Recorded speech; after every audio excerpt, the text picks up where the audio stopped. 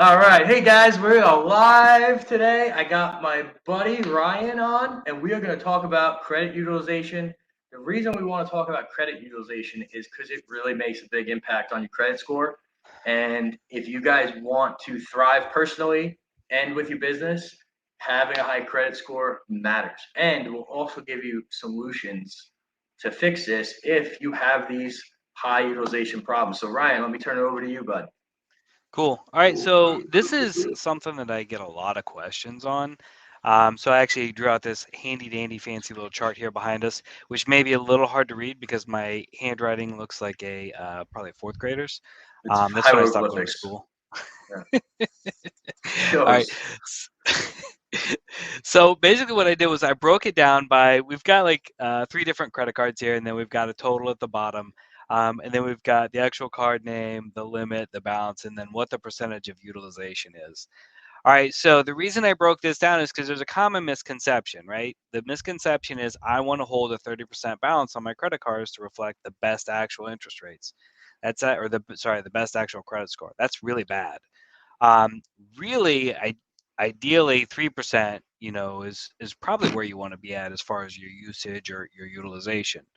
Now, with that being said, there is a difference between, the limits, the balances, and the percentage of utilization on each cards. So as far as, let's say for the first one, we've got Bank of America. We've got a limit of $10,000.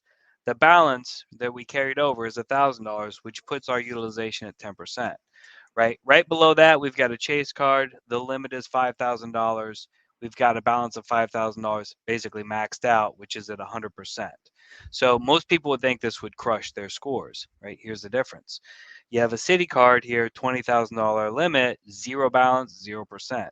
So they don't look at each card individually. What they're going to look at is at the very sum of everything. So they're going to look at the sum of your limits, the sum of what your Also known as the balances are, total. the total, exactly. So I like some better. It sounds fancier. Yeah. Um, so let's just say you've got a total of $35,000 on the credit limit. You got $6,000 on your balance, which puts your overall utilization at 17%. So really, ultimately, what's going to happen is when you um, have this type of usage, it's not terrible, right? But to be better, you want to drop that down.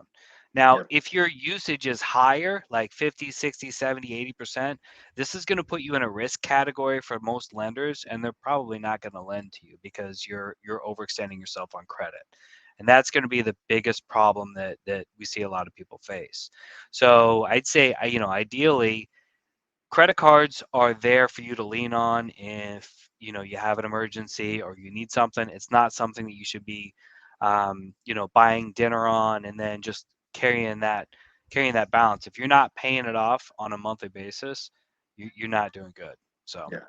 You want to pay these off at the end of every month. And one other thing I want to add to this is you're going to have a due date and you're going to have a statement date.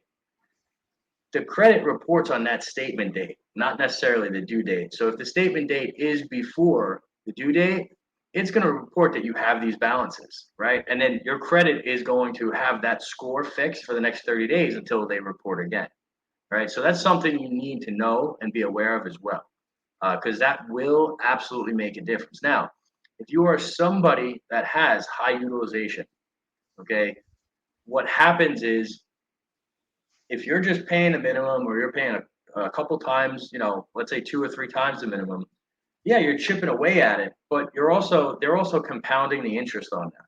All right. And what that does is it makes it more expensive. Okay. So what you want to try to do is pay it off every month down to zero, or at least the statement balance. Because if you pay the statement balance, yeah, something's going to roll over, but you're not being charged interest until the next statement balance, right? That is super important to know. So if you are somebody that has high utilization and you want to consolidate them to boost your credit up, we can help you. Typically, what we do is we get you a term loan in 3 to 5 days. Ryan and his team are the best in the business at that. That's why we work together. And by doing that, you'll have your score shoot up. Okay. And you won't have to worry about this anymore. Ryan, you got anything else on that? you actually bring up a great point. It's funny because I have an alarm set in my phone, my calendar every day before my credit card statement, so I make sure that I get it paid off so my score doesn't fluctuate. So Yep. 100%. It's a great point. Awesome. So Awesome. yeah, Awesome. Awesome. So, guys, this is going to be a quick one today because we got another call coming up. We appreciate you. I hope this helped. I hope this taught you something.